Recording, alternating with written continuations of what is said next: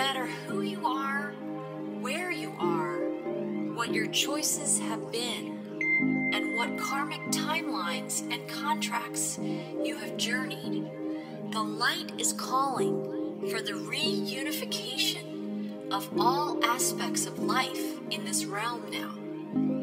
It is calling for the cleansing of all polarities. It is calling for the rising of all sacred heart centers now. All are being summoned home to the greater light now.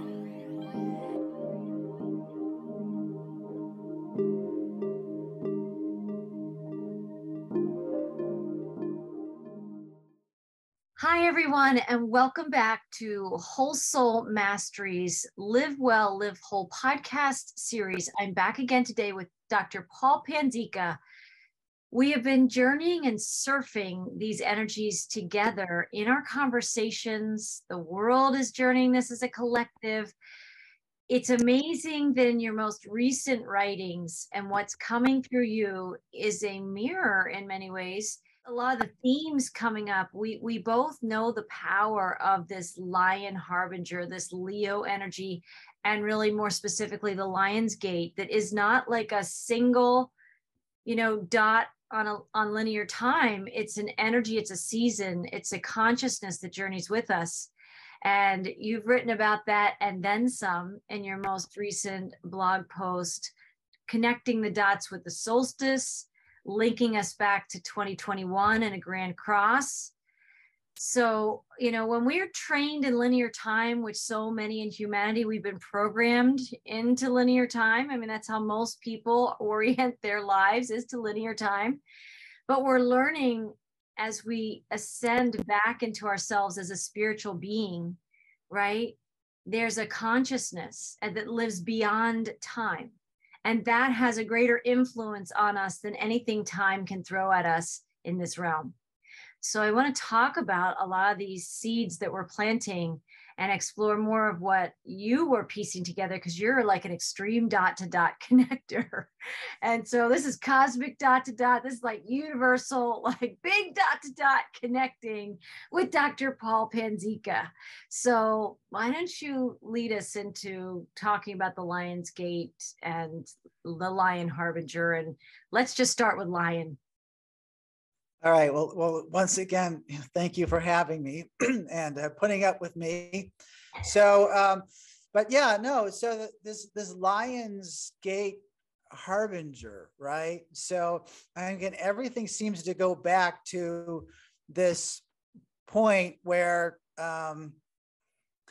it was the summer solstice of 21, where I keep mentioning this grand cross shows up, right? And I saw it in at that moment at what it was around the June 20th, 21st, exactly at that time that we were looking at. I've talked about this many times, where there was going to be this crucifixion, is what a grand cross represents, a crucifixion of some sort, in what they call a fixed cross. A fixed cross. So that if you look at the zodiac, there's 12 signs of the zodiac. But if you look at it, you can look at it as three crosses. Each cross has 4 points, and there's so 3 times 4 is 12. And so you can see that the signs that are opposite each other forming a cross. And so there's 3 crosses within the zodiac. One is called a cardinal cross, another one's called a fixed cross, another one's called a mutable cross. And so that what I saw was a fixed cross. It was the fixed cross. So just the word fixed means you're not going anywhere. You're going to be stuck in those positions. There's no wiggle room for that. Right. And so we were dealing with a fixed cross. And this also is something that I've been teaching for 10, 12 years before this event.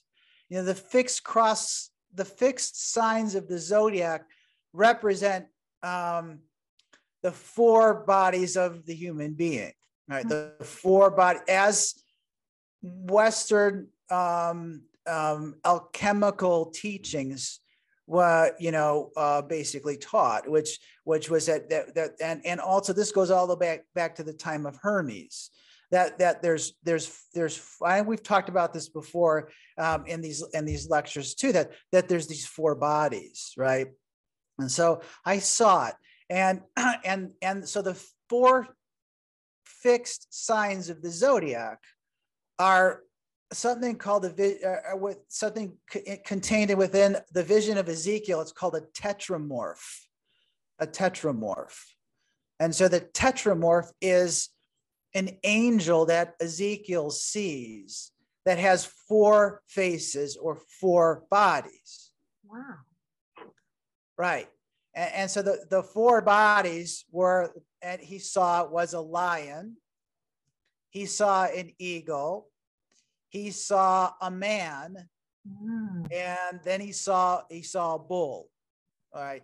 So this was something I was very familiar with, and talked about this to my students for a long time, trying to explain how these bodies actually worked. And so I saw this on the fixed cross on the 21st. And then shortly after that, we got together, and I think it was your July discussion. Is this in 2021? This is a year ago. 2021. This is your July discussion, where you said that there were going to be four harbingers of peace. Four harbingers of peace. And you started talking about a lion, which I was very familiar with. And so I said this to you right at that time. We did like a group chat.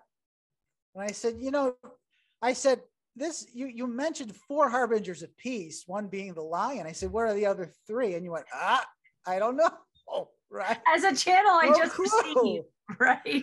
No, I had this sneaking suspicion that it was going to be the tetramorph. And sure enough, over the seasons, it played out exactly the way that I had seen it. It was the tetramorph, and so you can think of that as the beings that constitute, the human being, right? And so they're represented through the animal kingdom: bull, lion, eagle. All right, and there's a lot of Paracelsian, alchemical, Rosicrucian, esoteric teachings, hermetic teachings that go way, way, way back to probably Lemuria, talking about this. But if you really, really wanted to look at it from a human development perspective, and you were to look at the human being as it starts to develop from a simple cellular organism to its full complexity after 9 months, while it's developing in utero, it goes through all the animal cycles. So at one time we have gills, at one time we have a tail, at one time we look like a chicken, at one time we look like a rabbit. You can't really distinguish the difference between the human fetus and animal fetuses at certain stages. It carries all of those. It carries all of those like manifestations. So in one way that we can think about the human being as we're the summation of all the animal kingdoms, right? But we've ascended that. Now we're not animals, we're humans, and so there's a difference. But the three major animals that really comprise a large part of who we are has to do with the bull, the eagle, the lion. Now, in all fairness, the last harbinger of peace you said was a boar, but also a bull, and it was a boar bull, right? So you threw me for a loop there. I'm like, I don't see where the boar is. The boar, I think, is in Chinese or Eastern astrology, so it's there, and I certainly could see it, but I couldn't find a precedence within the esoteric teachings. But it's okay because you did say bull too. So I'm like, phew, but the bull, I mean, the boar must play a part in that too. And if you were to think about it, the pig, the boar is very close to the human being. We use them, in teaching anatomy. You're looking at, pig cadavers and stuff like that, because the anatomy is extremely close, which is probably one of the other reasons why, our mentors in the past said, you shouldn't eat pigs because they're probably so close to human beings, and they have high intelligence and these other things too. But so that did occur. So those 4 harbingers of peace, right? And so the thing that confused me about all this, I understood all of it, but the thing that really confused me was the starting date. And here I saw it, and I saw it in at the beginning of the summer of 2021 on the equinox 2021, and then you started talking about it in July as the beginning of something, and I kept racking my brain trying to say, well, the year doesn't start in July. The year doesn't start in June. It starts somewhere else, right? Where it starts in a different place. Right. So I started thinking about that, and so our New Year's celebration which is based on a calendar, right? And so on our Western calendars, generally, January 1st, and then there's the Orthodox calendars where I think they're celebrating it like the 14th of January. And then there's the Chinese calendars where they're celebrating it somewhere between the end of January and somewhere towards the middle or the end of February, depending on where the new moon falls, right? But these are just arbitrary moments or times on a calendar, right? So we've been conditioned to think that. But in astrology, we have a different starting point. And so in astrology, the starting point is in the spring. And so our astrological or calendar begins at Aries, tropical Aries, which is basically around the 21st of March.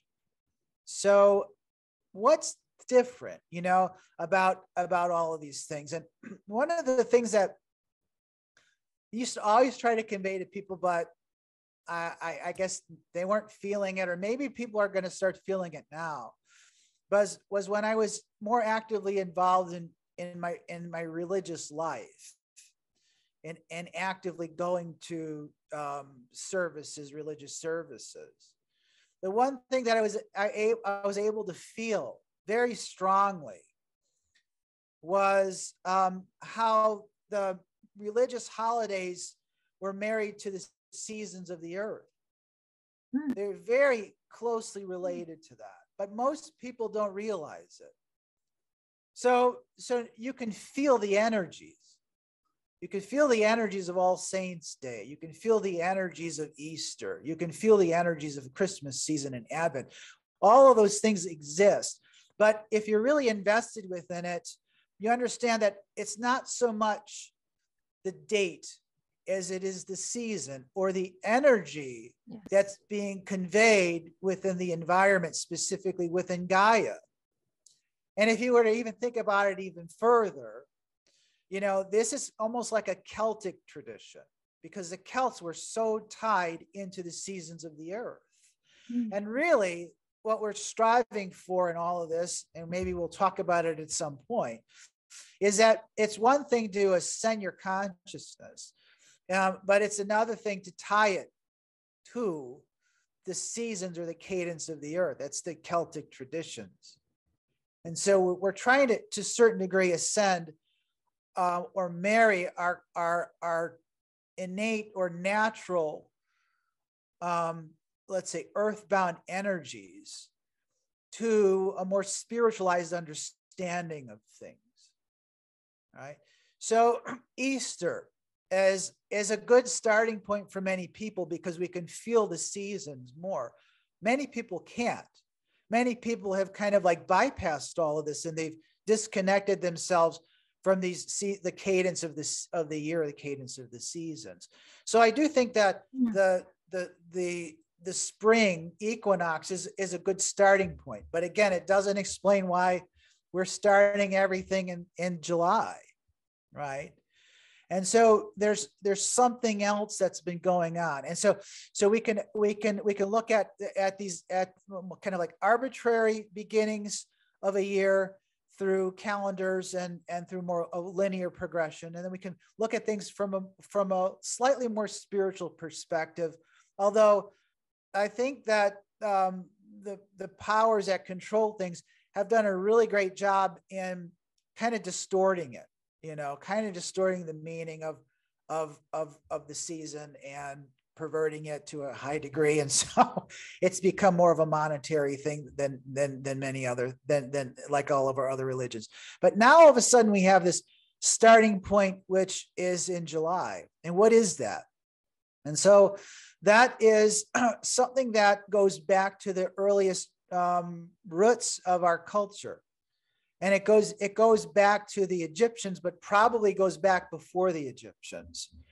And it goes back to whoever built those pyramids.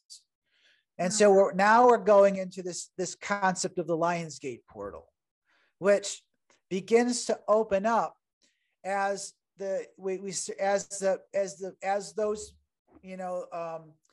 astrologers and astronomers, the ancient astrologers, astronomers, were observing the heavens. And when they would see the heliacal rise of Sirius, which means the light of the star, just before the sun rises, you start seeing the heliacal rise of Sirius. So you see a light, but not the sun's light. It's Sirius rising, and the heliacal light coming up before the sunrise. When you start seeing those things coming together, it's usually sometime in the earlier to middle part of July. Okay. So they know that Sirius and connected to Sirius is Osiris rising, that this was going to be energetically the most powerful time of the year, the most powerful time of the year. They knew also that the waters of the Nile would overflow and flood, and this was the new beginning. So for them, out of all the holy days that they celebrated, the Lion's Gate portal was the most holy of all the holy days. It was the most holiest of times.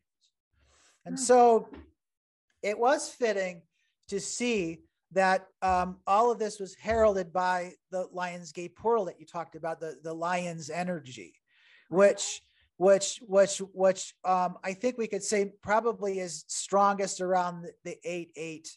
The 8th of August. So there's also something very interesting about that date also, which I'll talk about in a minute. So you have this Lion's Gate energy, which is being heralded. And then all of a sudden you have, this really, really strong portal opening up. What does it coincide with, or what else is going on at that time? And what these astrologers were doing is they were watching the stars. And so they were looking at not just Sirius, they were looking at Orion, the constellation. Are you familiar with the constellation Orion? I know about Orion, but I don't know much more than that about constellation. Can you recognize Orion in the sky?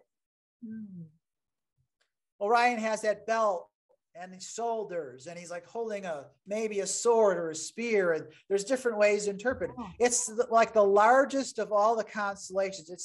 It's the most defining or easily recognized, probably outside of the Big Dipper, but it's larger than the Big Dipper. It's much more impressive.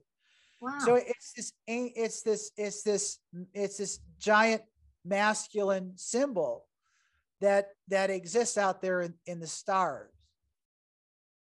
And so around that time is when, around the Lion's Gate portal, is when the belt of Orion is aligned with the pyramids in Giza.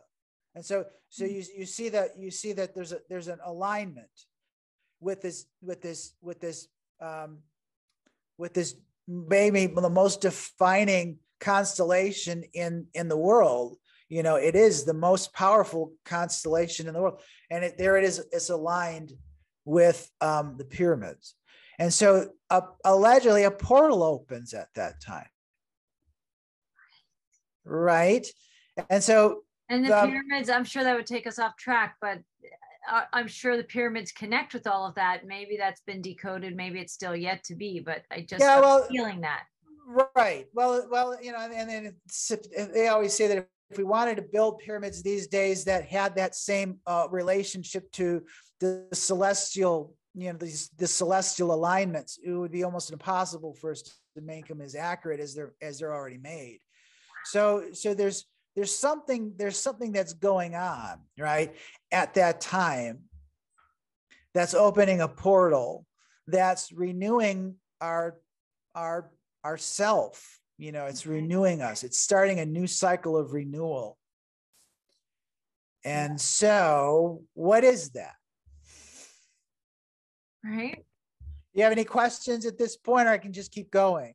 No, please keep going, but I'm feeling, so let me actually recap as I assimilate just the connections you've already made. But we're talking about this Grand Cross in 2021. We're also talking about then the solstice 2021. And then we're talking about, like, to me, I'm feeling the birth and death frequencies. Can feel the crucifixion energy and then the resurrection energy. I'm sure we're going to get there, but that's what I'm feeling a lot and what you're talking about. So when they celebrate this, like this Orion connection and this beam of light that comes, you know, through on the Lion's Gate, that feels like this birthing and these birthing waters and the Nile overflows and all those things. I'm curious how these things all connect with the resurrection. When you expand into consciousness, we're not tied into time, but time gives us a context for how this information was coming through even. So please continue. I'm just integrating more of what you're saying. So to the Egyptians, the Orion was known as Osiris. Orion is Osiris. So let me just kind of like explain this a little bit more, because there's a lot of people right now that are teaching this, who are channelers or people who are familiar with the mythologies. And what we're hearing now is a very interesting narrative. It makes the most sense. I'm not going to say that I think this is gospel truth, but from the mythological perspective, it makes a tremendous amount of sense. Because if you were to read our scriptures, our Western scriptures, virtually nothing exists, until Adam and Eve show up, and then they have two children, Cain and Abel. And really, this is right at the beginning of Genesis. And really, nothing really begins until Abel is murdered by his brother Cain. And then the whole thing starts. And in the Egyptian mythology, it's very similar, is that Osiris was a divine king. He was the divine masculine energy or entity. He was a logoic, benevolent, powerful, divine masculine king or divine masculine god. Okay. And his wife is Isis. She's also Sirius. Sirius is Isis. Wow. So when we watch for the star Sirius rising, the Egyptians regarded her as Isis. And her daughter, they kind of like have her holding her hand out like this, and there's like another star there. Isis, which is Sirius, which we call it as a goddess, her name was Sopdet, but she is really the divine goddess, Sopdet. And she's Isis. And she's holding in her hand this star. That's Venus. Her daughter is Venus. So I'll get to this, why this is important. And so the mythologies convey to us, and a lot of people are saying, who claim to be reading the Akashic records, that maybe about 5,000 plus years ago, that the earth was invaded by very hostile and aggressive draconian beings that literally destroyed our history. They destroyed our heritage, and they enslaved us, and they murdered our kings, and they enslaved our queens and daughters, and that this aggression or this hostile takeover of the planet had been going on. We can say, I would say, probably since the fall of Atlantis. Right? And so the mythology kind of like is very similar to what a lot of people are saying now. Whether this is true or not, I don't know. But in the Egyptian mythologies, you don't know much about Osiris while he was alive and everything was going well. But you certainly know what happens after. What happens in the astrology, the Egyptian astrology, is Osiris is murdered by Set. Set is a warring, devious, hostile, draconian, dark, powerful, masculine, overtly masculine energy that murders his brother. Okay. So he's dethroned. So Osiris is dethroned, and in place of Osiris, which we used to refer to in the past as our Heavenly Father, or is now Orion. And all of the stories of Orion suggest that Orion is a powerful, warring, masculine, and kind of entity, which, so we can say that, let's say that things were going really well in an ascended state of awareness or consciousness, where the divine masculine and feminine were balanced, living in a fairly prosperous and harmonious relationship. Then we descend into a lower octave, and Osiris is murdered, and he is basically placed in the heavens in that constellation. But the constellation now has become a symbol of oppression and aggression. So now we look up at Orion as you're talking about it's corrupted after that. Yeah, well, it's descended into a lower octave. Okay. So that's what the masculine is now. It's you can say the same thing for the god Mars or Aries. Okay. Aries is and Mars are the gods of war, and no one likes them. That was how the mythology says, is that they all hate that. They hate Mars or they hate Aries unless they need them. Then they invoke them. Then they invoke them in. But in a higher octave, Aries or Mars becomes Michaelic, meaning they become the archangel Michael. They become angelic. So they, in a higher octave, they are not warring, and they're not aggressive, and they're not confrontational, and they're not cruel, and they could be all of these things. But they become, let's say, champions of the divine feminine, of godly justice, and protectors of innocence, which is what the king is supposed to do. Right? So when we fell, our Osiris was murdered. Actually, what happens is Isis, through, I think it's Hermes or Thoth or one of the other gods, they cobble his body together because he was chopped up. I think he's chopped up into 12 pieces. I'm pretty sure it's 12, which is the zodiacal. And so she copulates with him one more time before he kind of ascends off the earth. And she has a child with him, which is Horus. And Horus is kind of like a Christ-like energy. But I don't want to get into Horus. I just want to focus on Osiris for now. But Horus is abused, living within this lower realm, right? So what happened at the Lionsgate portal? Well, right. would you want ask a question or no? No, I'm with you. Let's go. Okay. So Osiris is now up in the sky. We can say that he's imprisoned within that constellation, or is embedded within that constellation. I like to think of him, he's behind Orion's belt. And Orion now is a symbol of dominance, of power.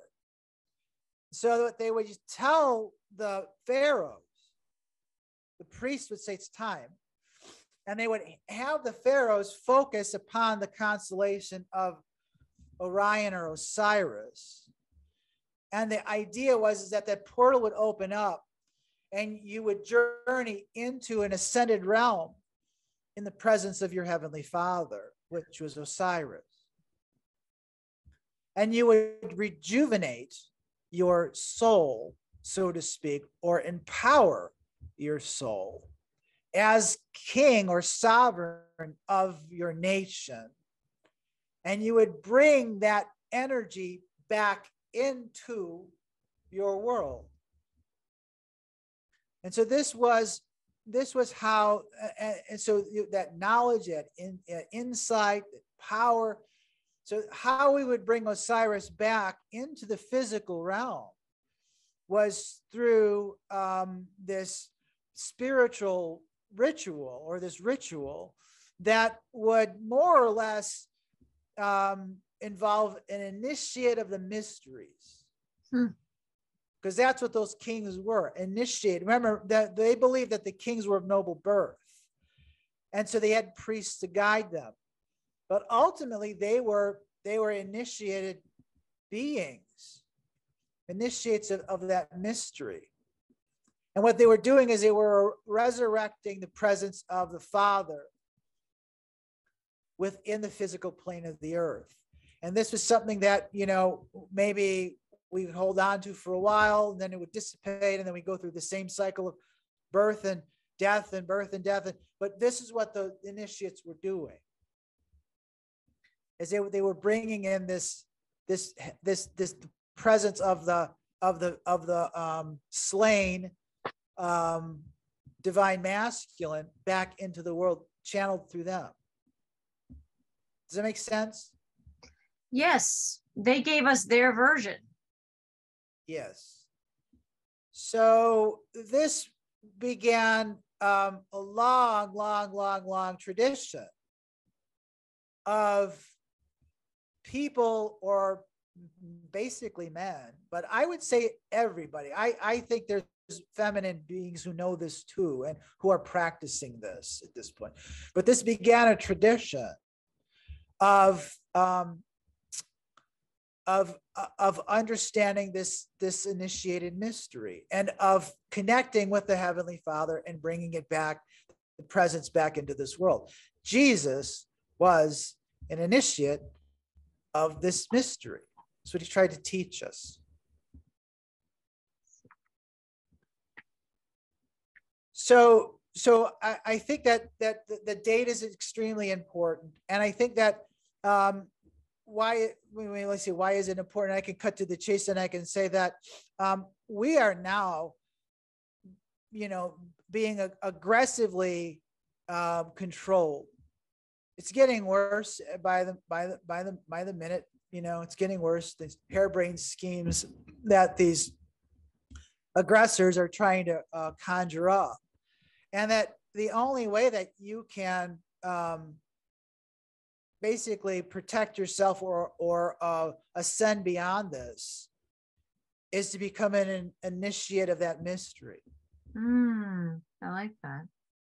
Right? Because what's missing right now in the realm that we live in?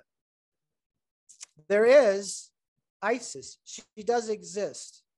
And Isis represents the human soul. Wow. Isis is the human soul. We could also say Isis is Gaia. We could also say that Isis is the divine feminine. She's the Celtic spirit. But what's happened since the fall of humanity? What's happened to her? She's been desecrated. She's been desecrated completely. And it's not she. We've all been desecrated because She lives within us. The soul is receptive to spiritual energies. So it receives this energy. And so because it's receptive, it's a feminine principle. Yeah. So the soul is a vessel for the spirit. And so it exists within all of us. And her daughter is Venus, which represents the human heart. Love, the human heart. And it's been desecrated. And so the question that one has to ask right now, and by the way, and I'll mention it, is that the Egyptians looked at Sirius as Isis, Sapta. It was Osiris's wife, with great, great, great reverence. I was going to say reverence. I have chills. Yeah. But what do we refer to Sirius today as? The dog star.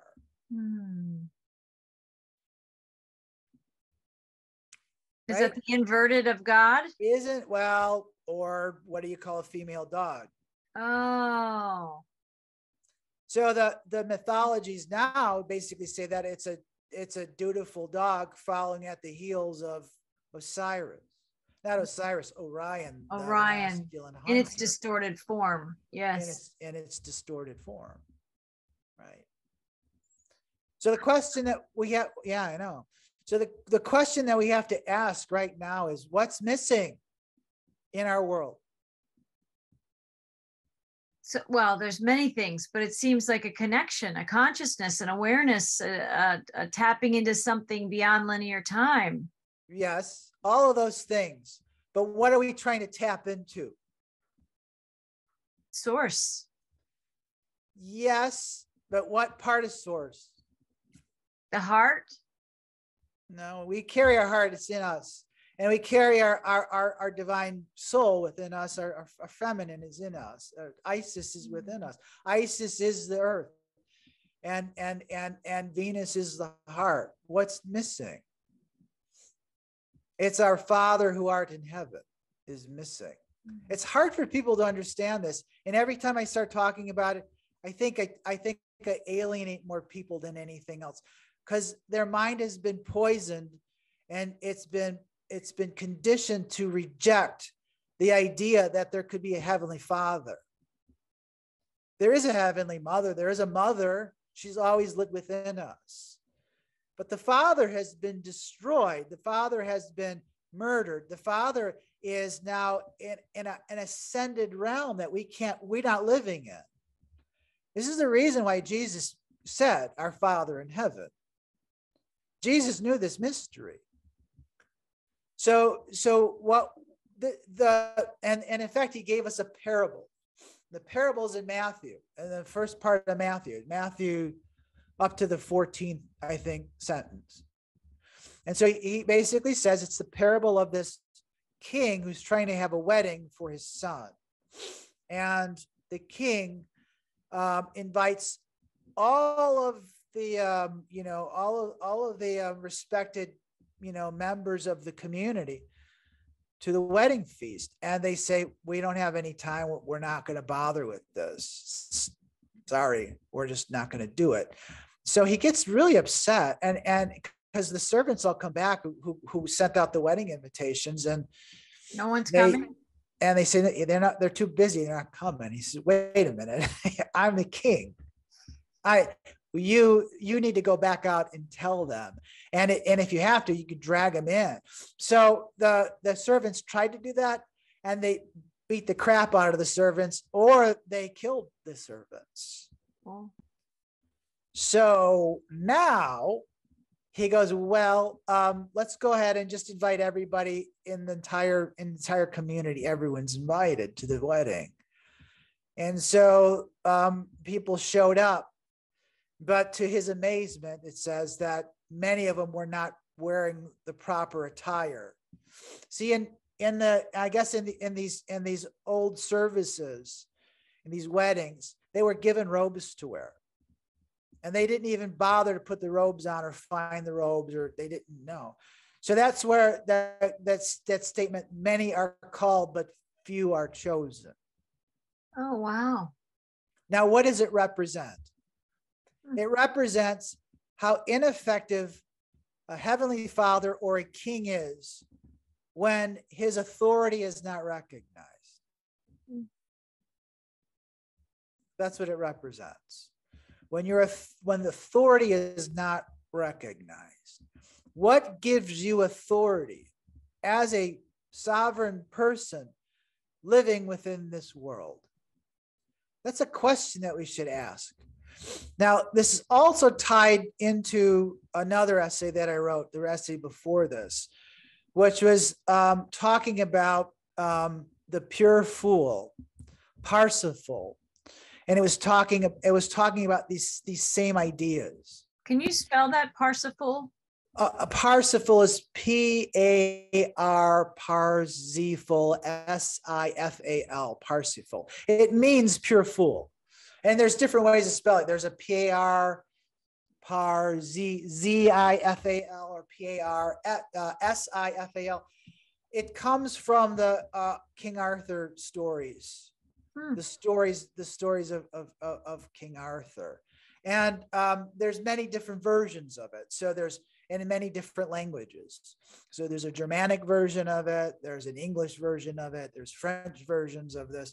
I don't want to get into all the details, but it talks about, it's basically inspired by Atlantean teachings. The story is inspired by Atlantean teachings, but it specifically centers upon that parable that we just talked about, the king that has no authority. So the major part of King Arthur and the major part of the stories of Parsifal is it basically gives us an illustration or a roadmap to ascending our soul through a spiritual quest. Ascending our soul through a spiritual quest. And in the story is a king that's wounded. He's called the Fisher King, who literally is dying. And so the idea is that they have to find this grail. They were in search for the Holy Grail. And there was also related to this, they had to discover a mystery. And in that mystery, there was this question that they had to answer, which was simply, who does the Grail serve? Who does the Grail serve? Okay, so it's pretty simple. Find the Grail, number one, and then figure out who does the Grail serve. Solve the riddle. Yeah. Solve the riddle. And they basically said that in this story, that the only person that could save the king was an innocent fool. The only person that could save the king is an innocent fool. Innocent fool. Now, there's so many different connections to innocent fool, but hence the name Parsifal, which means pure fool. And so Parsifal is not noble born. He's like this barely, he's like barely able to be a knight, and he's barely tolerated by the other knights because he's so naive, he's so young, but he has heart, and they recognize that he has heart, and he makes them feel better in their presence. So he is knighted because he's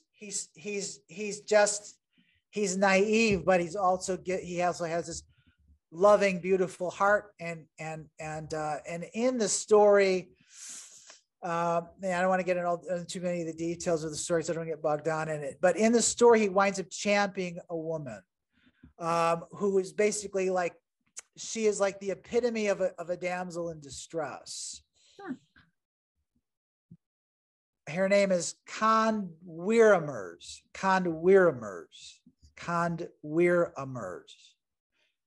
And so she is this woman who basically comes to represent Isis, Venus, the human heart, Isis, the human soul, the Celtic experience. She is a woman who has no protection. She's this loving, beautiful soul that's desperately in need of somebody to champion her cause. And so in the process of doing this, Parsifal takes on that role. And you know, that's how it works in chivalry and in these stories, that the only just cause is for that reason. The only just cause is for that reason. And if you're fighting in that just cause to champion the divine feminine, to protect innocence, and to reinstate divine justice, you can't lose. Even if you get killed, you can't lose. So that's kind of how the story is. You know, it starts out, and so anyway, this is the major discovery of the story. I'll just cut to the chase. Is that where does the Grail exist? What is the Grail?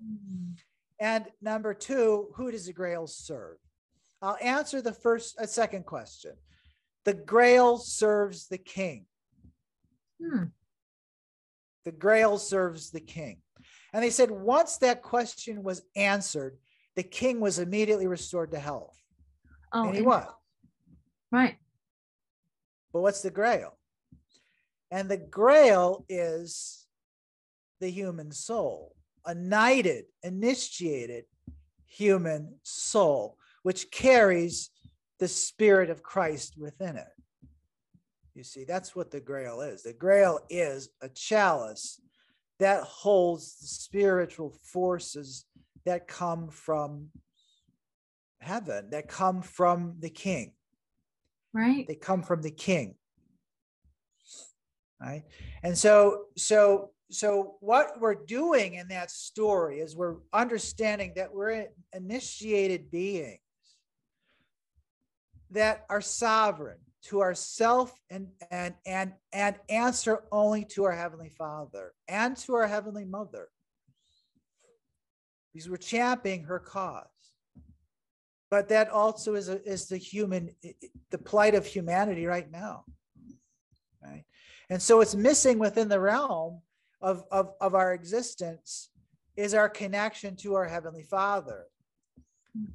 And so just like in the other mythology of Osiris, when we come into being or into oneness with our Heavenly Father, we come back into this reality. And it's through us that we take on those characteristics of the Heavenly Father that's no longer here. And that we have to become sovereigns to our own self. Right. And who is the sovereign of the soul? The lion is the sovereign of the human soul. Wow. That's what the lion, the lion is the king. Right. Right. So that's how all of these things kind of correlate. That's how they all kind of come together. And so we're living in a time now where no one's going to save you. Nobody is going to reinstate the authority of the true Heavenly Father, the true King. He's not going to come down from heaven. He's not going to sit on a throne, and he's not going to rule anymore. Those days are gone. You are sitting on the throne. I wrote about this. We all sat on the throne in January of 2020. This happened. I saw it happening, and so we were being challenged back then, before all of this started, as to what direction you wanted your soul to take. And you were making a decision. All the decisions that we've been making up until this time, through the crucifixion, through all of these things, are basically leading us into this pathway where we have to completely and utterly take charge of our life. But the only way that we can do this successfully is if this is married to the energies of the divine feminine. And if we understand that they take precedence over it. So we live in service to that. We live in service to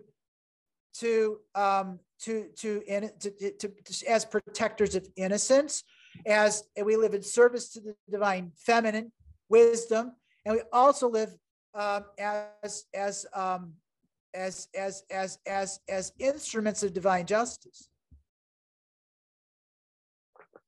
We do this in service to Gaia, and as the initiates would say, we do this in service to our the widow. Oh, because Isis was widowed. right. So we do this in service to the divine feminine. We also are doing it in service to our own soul and to our well, Isis's daughter was Venus, our sister Venus, which is our heart.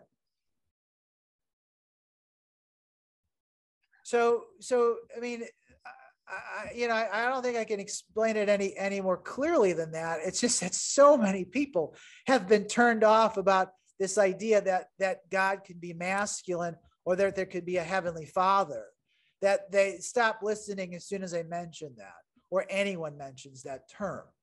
And the reality is that we're living, I always say this, we're living in a godless construct surrounded by a pantheon of gods. Wow. It's a partially godless construct. The divine feminine is here.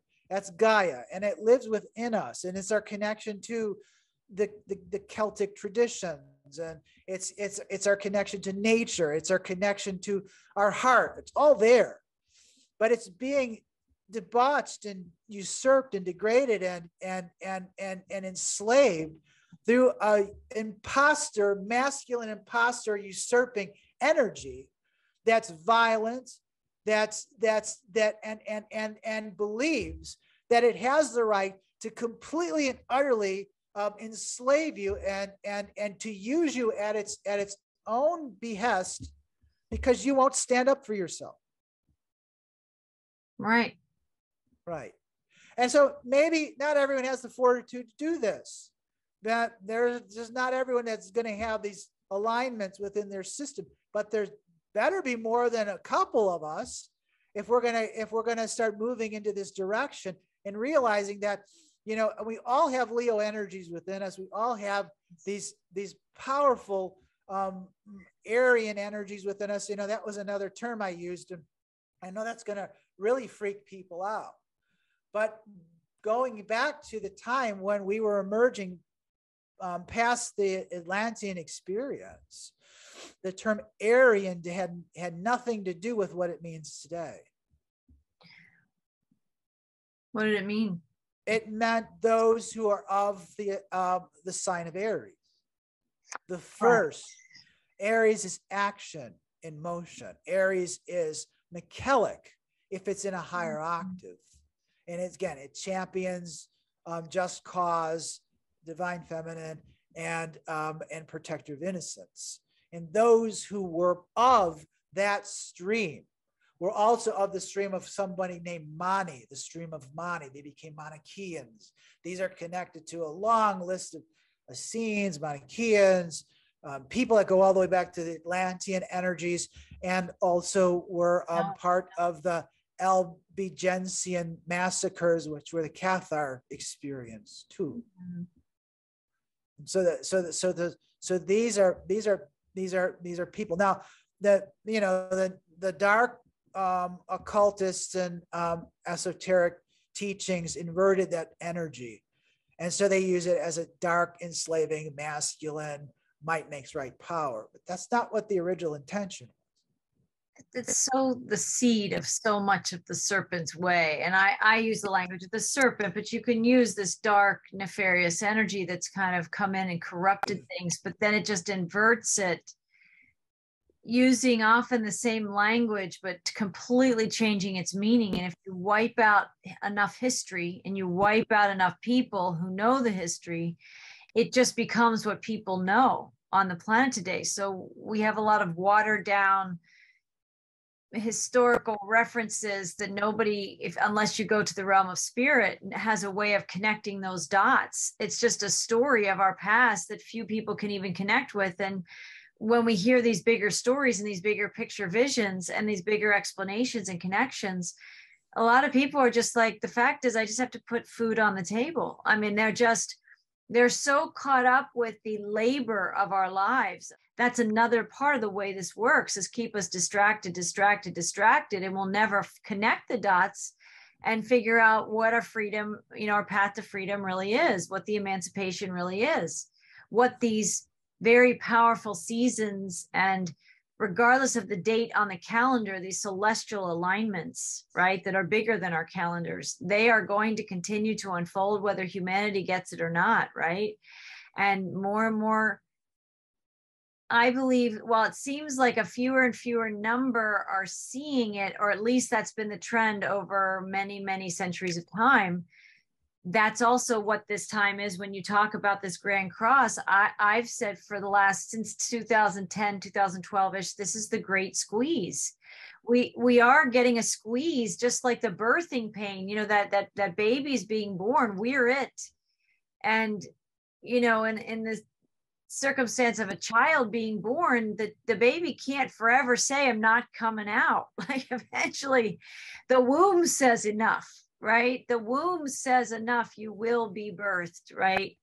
And I think that is the squeeze that a lot of people are going to find themselves in if they haven't been feeling these pulsations, if they're not aware of the contractions, if they don't understand these pulses of the universe, these impulses that for many of us have been coming from inside, but some people are oblivious to those impulses and they're ignoring them, and we become masters of distraction. I mean, some people have gotten like 10 PhDs in mastering distraction. So if you start to pay attention and your consciousness breaks through the walls of your distraction, you've got 10 more distractions waiting for you. So you can keep finding ways to not look at the work that is yours to do. That's, I think, where a lot of humanity is. And yet the Lion's Gate is still pulsing these frequencies, this summoning to come home to the king, to the source, to this unification of the divine feminine, the divine masculine inside us. It cannot be ignored. So people can distract, but it's only somehow expanding the pain of the ultimate squeeze that we all must feel. And I'm just going to keep going with this birthing metaphor, and then I want to toss it back to you. But we all know, I myself did not have those painless, easy births that I just hear some women have these like home births, and it's just doesn't necessarily have to be in a home. It can be in the hospital, but it was so easy and it was so beautiful, and there was very little pain, if any at all. And I listened to the few women that I've heard tell those stories, and I'm in awe that it can be that easy, because my births were not that. I did not have that experience. And yet that is what's in front of us. We could have an easier experience, but you have to learn to move and sway and be flexible in the contractions and in the squeezes and in all the calls to distraction in the contractions, so that you can be present. And I think there's something about that, being present in the birth, that relieves the pain of the experience. And some people are consciously doing that, and that's extraordinary. Some people are actually resisting, and they may not look like they're stressed or they're wrestling themselves because they're so distracted. But you know what happens when you wake up? I don't know why I have this image of like having fallen overboard and you're kind of knocked unconscious. Then you wake up and you realize you're in the birthing waters, and you got to start treading water, right? You've got to start catching up to like you're in the water, and you've got to like sink or swim. I think there's something like that. Some people are going to have more beautiful experiences. It's not quite total duality, and some people are going to have really challenging experiences. But I think the degree to which you hear these impulses, these contractions, the squeezing that's been going on, this grand cross that's been with us this whole time, the calls of the harbingers to awaken inside us, they're not external, they're us, right? I think that's what the guides have even said, the more recent transmissions of like, they're talking to us as awakening harbingers, as awakening lions, as awakening eagles, all those archetypal energies inside us, wanting to wake up and come together inside us. And we are the ones who must summon in this estranged father, right? This exiled source, right? Murdered father, right? In this context, right?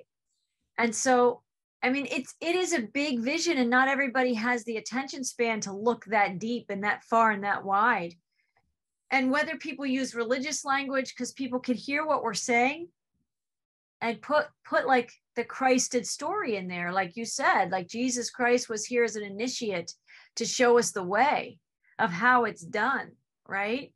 To show us the way, and that our consciousness, of course, that's all part of the resurrection, lives beyond these bodies. But what we do with these bodies is magnificent. I mean, the opportunities we have to engage the tasks that are before us, that's where the marrow of the soul is lived. And when you have people like what the king, have that invitation to the banquet, and everybody, they might not even have RSVP'd. They didn't even respond. They just weren't going, right? You feel the energy of that. That's extraordinary. And that is literally what's happening. The invitations keep going out. Another example of this, in some ways, you could use the metaphor of the Harry Potter films and the stories, where when the Dursleys are trying to prevent Harry from knowing who he is, that he's a wizard, and the invitations keep coming from Hogwarts, and they're trying to censor out all those invitations, right? And close the mail slot in the door, and, nail all kinds of boards over the windows. But you know what? Nothing's going to stop the invitation. Then they just bazillion invitations flutter in through magic and finally reach Harry, right? That is kind of what's happening for all of us. That's that same metaphor of these dark forces can try and stop those invitations.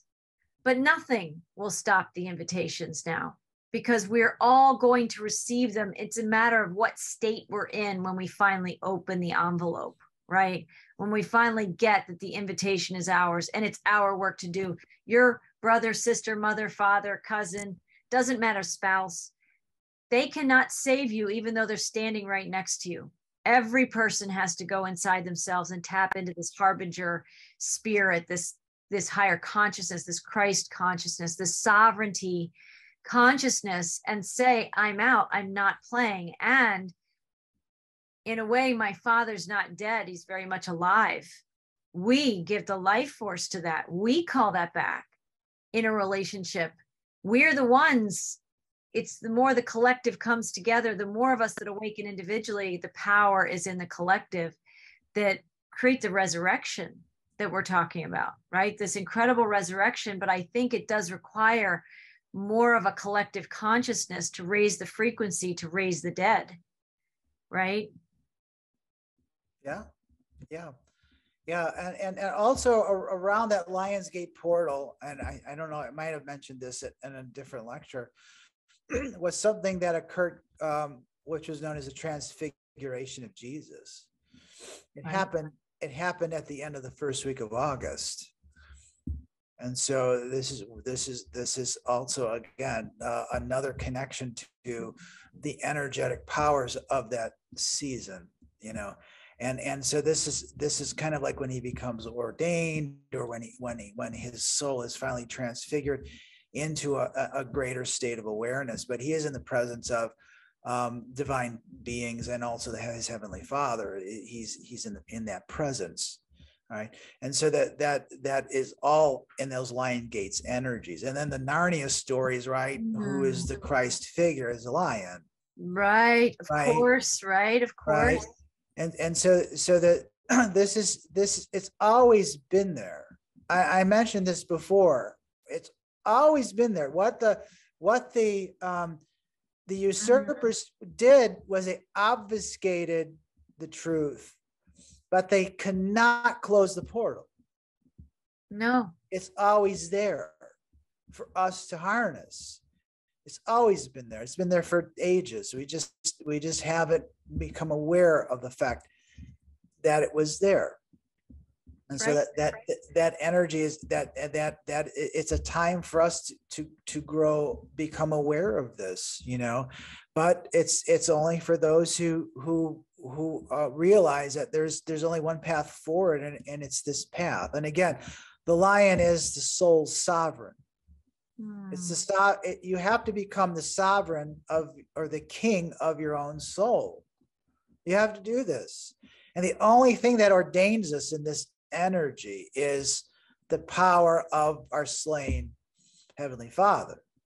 Right? We have to become one with it. Now, we will also have to realize that if that energy is not balanced I would say in a balanced state with the divine feminine, then it could lead to abuse and problem. It could be more destructive. It could be more destructive, and so there certainly could be an overtly masculine way of trying to connect to it, and but that's in a lower state or a lower plane of consciousness.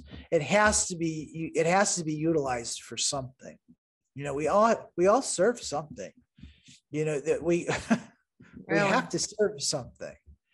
You people you either serve your ego and you serve yourself in a more selfish way. But remember, the ego doesn't know what it wants. It's being told what it wants.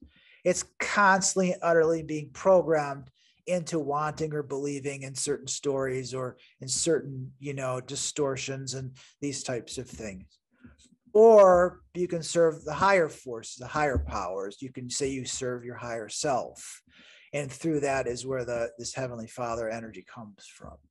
There's no accident that each one of us that is here on this planet at this time, it's not an accident that we're here. I mean, we got a spot at the table. We got a spot in this ascension timeline, which is remarkable because from my understanding, there's a wait list in spirit. There were so many souls who wanted to be here in the action, in the, transmutation and transfiguration or the sleepiness, whatever, but they wanted to play a role in the theater of all that's playing out.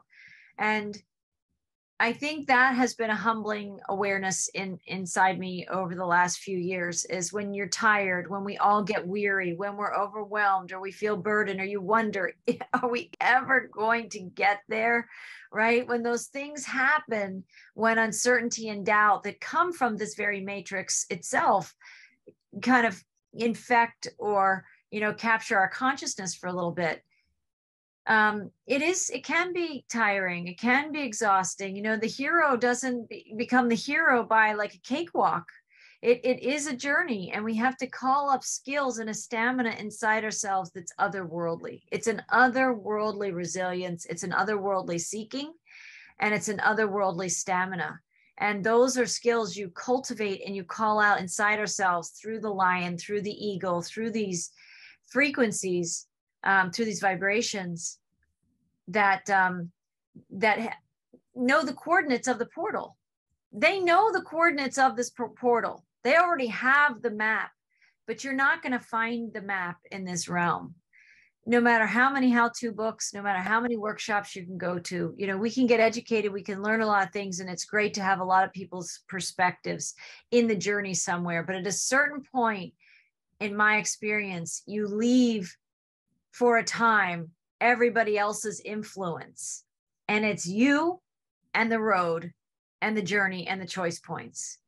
And I think that what's that expression, where the rubber meets the road? I mean, that's kind of where we are kind of as a humanity right now. And there has still been the luxury of sleeping. I think it astonishes any of us that are somewhere in the hero's journey that, like, how can people still be sleeping?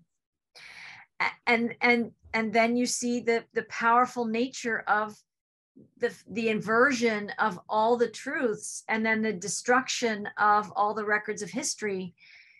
It's not that hard to see actually why so many people are still sleeping, because when they're so distracted and they're so burdened with trying to pay the bills and take care of their kids and work so hard, there's very little spiritual energy left for people if you don't make it your life's priority. If it isn't, and this world does not support it to be your life's priority, right? So you see the rub we see the rub and the challenges facing humanity. And yet it's my belief that everyone has been receiving, and that the invitations have been sent again and again and again, and multiple and multiple and multiples of them. And people are still not getting the message. But I also believe that's part of how they wanted to experience this timeline, and they will experience it with greater squeezing. Like I said, you know, those babies do come. You're a doctor. You know that eventually the baby is born, right? And they can be late, they can be delayed, there can be complications. We know that. But those babies eventually are born. They don't stay in the womb forever. You know, there's no 2-year-old fetus, right, that gets born after a 2-year gestation in a human body. It just doesn't happen. And so in a way, that's, you started talking about the different forms that the developing human takes on.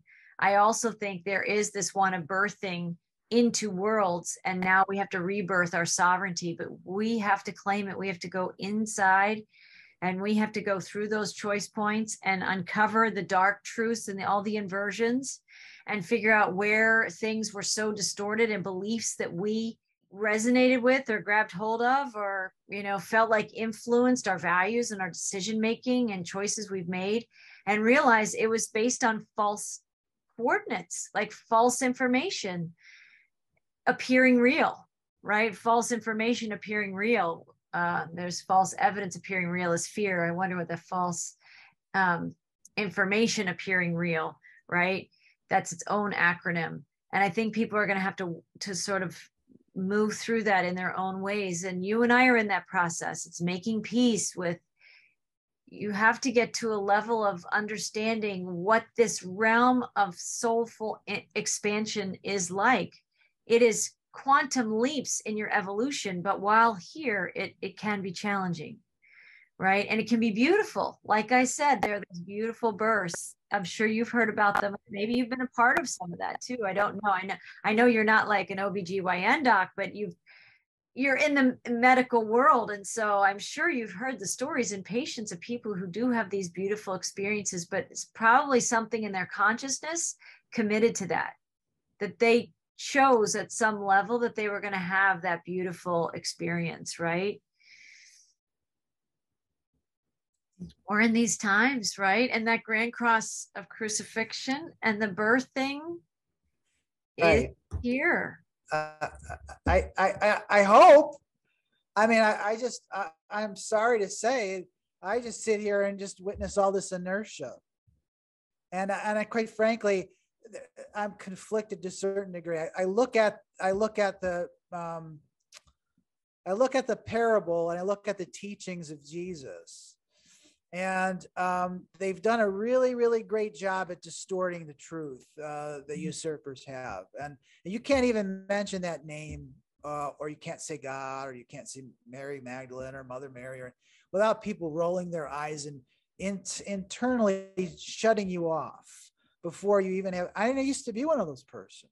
So once somebody started bringing up religion, boy, this person's a crackpot, right? And so it takes you have to break through that barrier. But it is, you know, is that how this transition is going to be?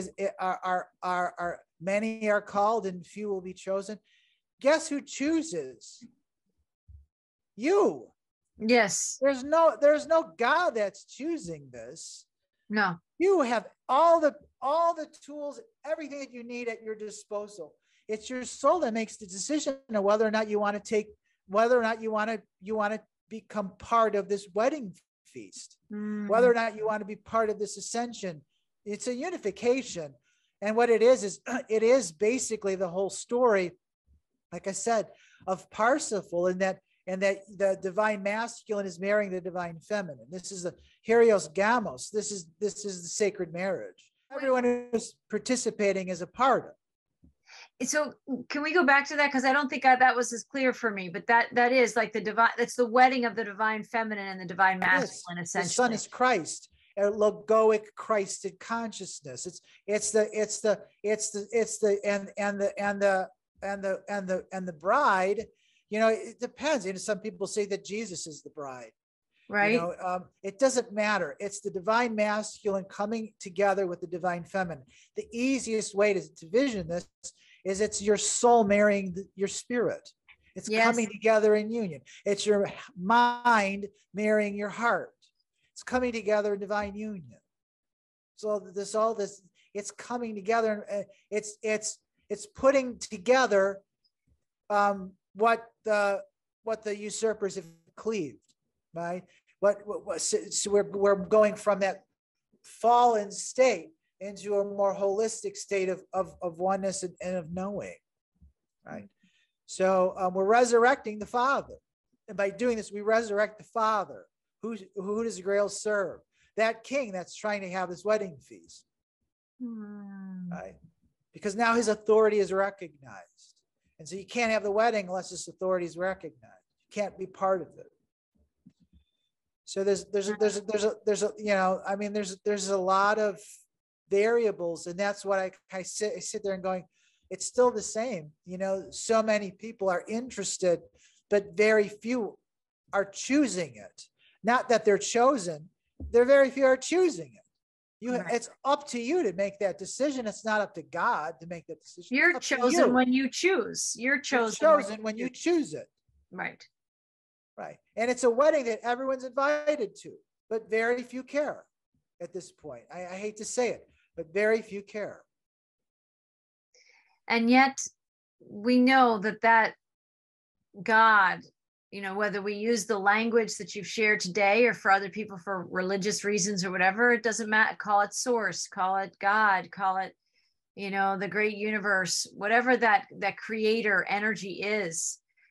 It may be gone in people's consciousness and it may be forgotten, but it's not ever truly gone. I mean, it just is summoned back, right, into our awareness. In this realm, we're the ones that summon it back inside us.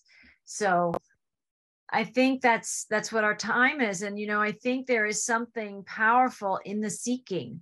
And that has been the greatest effort in the last few years. We won't say all the buzzwords, but that's what they put the kibosh on, is seeking, is the questing, is seeking truth, seeking God, seeking the light. It's like, it's almost a crime to be a seeker.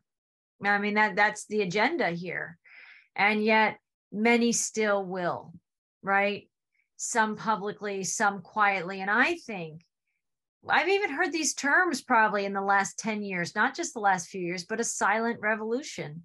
It may be something that's happening so quietly in people's homes that the people you see out there that do seem very asleep are not the majority, right? They're actually becoming more of a overt minority. And I think God is so good at flipping those tables. We have that metaphor in the biblical text of the turning of the tables, the turning of the tides.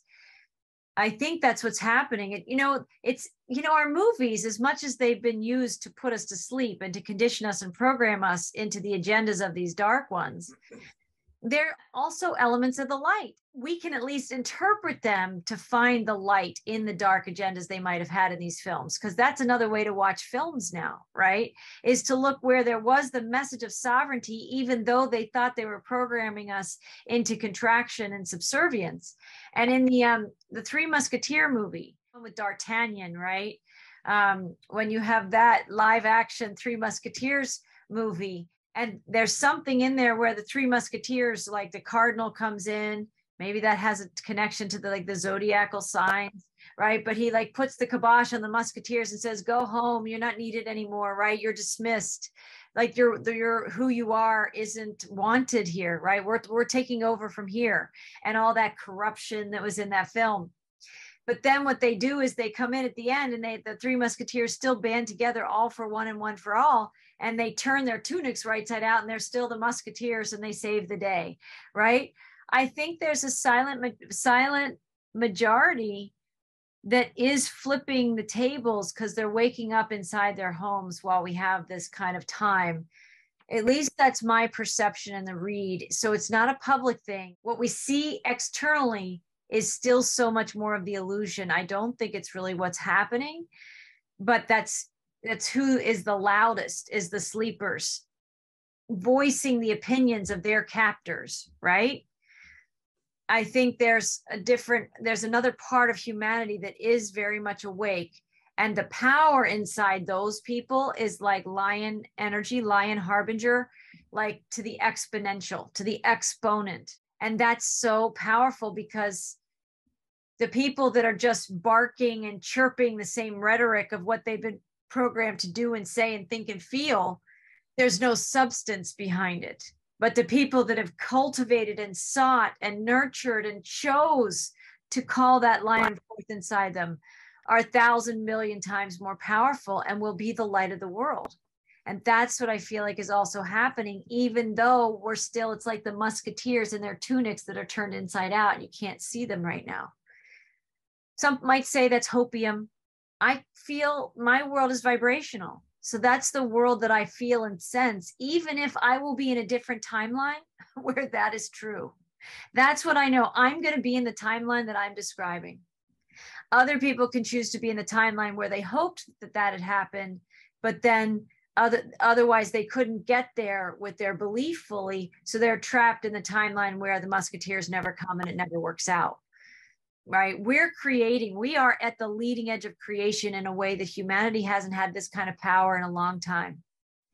The ascensionary energies, these lion's gates and all this stuff is there. That 0 point portal, that portal is opening and we can create this, but we have to understand more of the history behind these things, more of the distortions of the history and the stories about ourselves that we've been given, and be seeking the truth of us amidst all those lies and that deceit.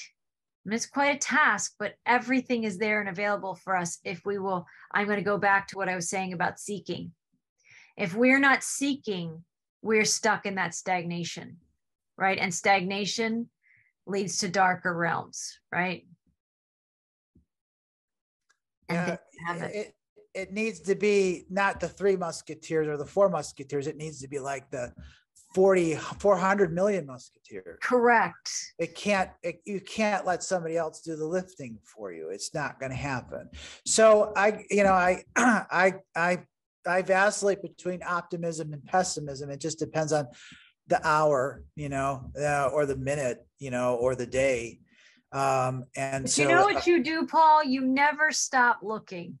Well, I was going to say, and then I look at the astrology of things, and I say that there's this very powerful divine energy that's there, that's working, and it's giving everyone a chance, or it's trying to invite everyone that possibly can walk to this whatever this wedding feast and whenever this is going to be. But if you look at I haven't done a complete analysis of it, but if you look at the fall equinox of this year, it's very interesting. And it kind of coincides with what you were saying about the lion and the eagle. So the energies of the fall are the eagle energies. So what we're seeing, and I don't want to go into all the details, as what we're seeing is a yod that's forming, which is a finger of God pointing at the moon, and the moon is representing the human soul. It's in Leo. And so again, and it's being empowered and it's being transformed and transfigured by 2 very powerful energies. One energy is Pisces. I'm sorry, one energy is Neptune in Pisces. Why is Neptune? Well, Neptune rules Pisces. Neptune is considered to be the great diffuser. So in mundane astrology, if you look at a Neptunian energy showing up and aspecting a point that you're trying to study, everyone says, it just diffuses the energy. The energy is diffused, and it is on the lower mundane plane, but it's also extremely spiritual. And so I see it as a power that ascends the celestial energy into a higher octave. So if you aren't looking at it at a higher octave, or not feeling it at a higher octave, it disappears. If you're anticipating a transfiguration or transformation, then you feel it. It's empowering this Leo energy within the human soul into a higher octave. So it means that in order for you to move forward, you have to not look at things on a mundane plane and the physical plane. That's going to get you nowhere. But you have to ascend your consciousness and your soul into a spiritual realm, into a spiritual receivership, into a point where you start developing your own sovereignty. And the only way you can do that is to connect to your divine masculine authority. You all have it. We all have it. We all have a divine heavenly Father, and that's our spirit, and it exists. And so it's there. The other part of the yod is connected to good old Pluto, which is still in Capricorn. And what that does is it gives us this incredible power to see, not only see into the deepest, darkest recesses of egotistical structures, but it annihilates it. It kills everything that doesn't serve the soul. And so we're really being set up again. Like a beneficial destroyer? Yes. If you hang on to that part that's being killed, you're going to be killed with it. Mm. So it wipes it all out. If it's not serving, if it's not serving the greatest benefit, it's time for it to die. It's going to die. But it also gives you the power to see into great, so does Neptune, by the way, see into deep. Neptune allows you to see deep into the deepest recesses. Pluto allows you to see things at the atomic level. There's nothing left for Pluto from Pluto's gaze. And so Pluto and Neptune, I mean, these are huge energies, and there's other things that are going on. I don't want to describe it. But what is the fall about? The fall is about, number one, about taking a heroic stance. I've talked about this before. At the end of September and the early part of October is Michaelmas, and this is again the powers of the archangel coming into being and manifesting through us again. But it's also about the energies of the Scorpion. So when we get through the October and we're going into the fall season, there's no eagle in the astrology. So it's confusing, because if you look at it and you say, well, there's no eagle, could that be a part of the tetramorph? How do you say it relates to the astrology of things? It does. The eagle is the transfigured scorpion. In a higher octave? In a higher octave, it becomes the eagle. So you go from this lowly, backstabbing, adversarial energy into the nobility of an eagle, again, which has all this Michaelic energy, and it also is very closely related to lion energies. Not only you're going from being the sovereign of your own soul, now you're becoming the sovereign of your own realm. The eagle, the sovereign of your own realm. It's bigger. Yes, it's bigger. It's bigger. I like that. Now that energy now is manifesting into the community. Yeah. Right, with a greater wingspan. Right. It's extremely. I've asked you this before. It's very powerful. I was going to say, what is that? Is the griffin? That's the mixture of the lion and the. Well, that's actually Phoenix. Oh, it's a phoenix. Is the lion and the eagle blended? No, right. A griffin is both. That's exactly right. It's the lion and griffin. But the eagle in that part of the sky is sometimes referred to as the phoenix. Which again is something that rises out of a death, right? And so it rises out of the ashes. But you're absolutely right. You could say the griffin is a combination of the lion and the eagle, or a lion and a phoenix. And that's extremely, extremely, extremely important energy, right? And that's what you mentioned in your last at least the last one that I listened to. That's the energy that they keep bringing through. No, it doesn't seem to matter what transmission, what time period. This energy is like big and bold, and it's cyclical, and it's innate, and it's intrinsic to our existence. Yes. And we have to, and I mean, we're hopefully understanding that we can harness this, and we can stand unshakably, from all of the ploys and all of the deceptions and all of the lies and all of the crap that they're throwing at us, but you have to take a stand, and you cannot believe anything that the state is telling you anymore. It's just all corrupted, completely corrupted, distorted, and twisted. And the people developing the tools and skills to search and be seekers and questers, you don't have to look too hard if you just shift your lenses, that you claim that you are a seeker, then be a seeker, and be a seeker who keeps seeking, right? But there was something in the last transmission that they say, it's like the last few lines of the last transmission. They said something like, eagle and lion don't play, they rise, right? There's such powerful, it's almost like the end of a movie. Like that phrase to me is like, that's it. That's that vibration they wanted to leave us with. They don't play in the serpent's games. They live beyond them. And so that's the invitation to all of us, is to seek beyond the game, to where you can choose to no longer play and no longer give your life force to it.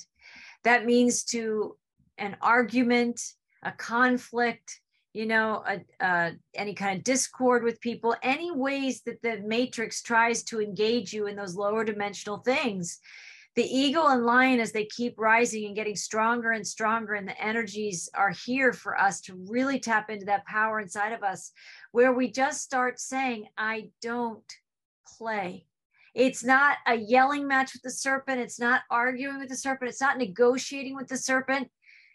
You're just out, because you get the game is a game, and we're not playing the game anymore. And when you can say to those invitations of the serpent, you naturally rise. And that may seem too simple for some people, that it could be like that, but the more and more you realize all that circuitry going off inside you to play the serpent's games, to get into the weeds with the serpent. And that means with like the family members and friends and coworkers and all the circumstances in your daily life that will take you down into a lower vibration.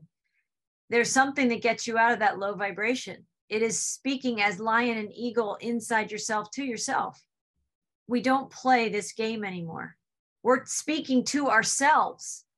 And then we might have to say something like, I'll catch you later, to the person you're about to argue with, or let's do this another time, or let's regroup and whatever. But there are these moments that we make these choices that we just don't get seduced into the duality, into the mess of the game, into the weeds where the serpent lives, right? And it's not that our family members and friends and people that we love around us are the serpent, but the serpent moves through them in their circuitry and their ego when they're uninitiated, when they're unawakened, right? They're being completely manipulated, and they have no awareness that they are, because their higher self, their evolved consciousness, their higher octave, their lion would never speak to us that way, right? And that also is another rub when you have a person awakening or on the path of being an awakened lion, harbinger, this Christed consciousness. We do have to be the leaders. These are our tests. Can we be in the room with people who are infiltrated by that lower consciousness and not engage the game, and be the lion and the eagle who soar above it and just know I'm not playing, right? And sometimes it is some people have even used the words, it can be a lonelier path when you commit and you choose that you're going to go the distance. You're going to keep choosing the higher octave. You're going to continue to make God-like choices. But eventually, if you make enough of those choices, you sync up with the people who are your people. You sync up with the people that are at least seeking in the ways that you're seeking, and you find other soul groups. And you find that community and that sense of unity. And we find the other, hopefully, eventually 10 people or 30 people, or maybe communities of 100,000 people. I think it's going to be this, silent awakening that becomes very prominent on our planet. But it's powerful. I like that phrase that they gave us, that the lion and the eagle, they don't play, they rise.